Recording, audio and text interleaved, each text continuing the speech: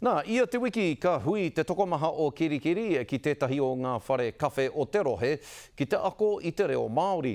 Nā te hunga, nā rātou nei tēnei pakihi, tēnei kaupapa i whakarewa ake e toru marama ki muri nei. Ara, kia mā hora atu ai te reo ki Wainganui te hapori o Kirikiri.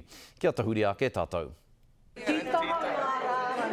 He ope e hia kai ana ki te ako i te reo Māori. Te kaupapa nei, kaue e kōrero Pākehā ke runga i te tēpū. Mō te pūwai o te reo, kei Wainganui i a koutou, tā katoa. Me te aha ko te nuinga he tauiwi. Almost 70-20 Pākehā and Māori turning up, and there's a lot of Pākehā here who are keen to learn, but they're whakamā.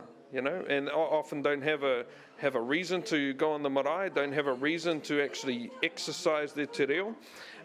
So why not create a reason? Mā e nei apataki he wāhi hānea tēnei mārātau kia kōrero i te reo tangata whenua. I haere a hau nā te mea e hia te wā mō te wahi mō kōrero te reo Māori.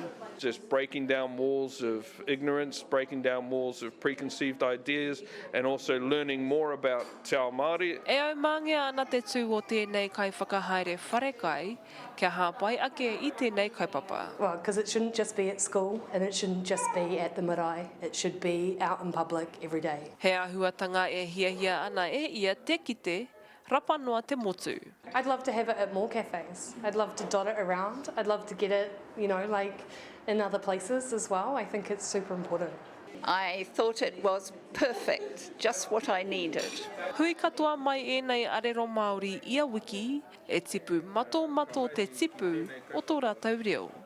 Regan Paranihi te karere.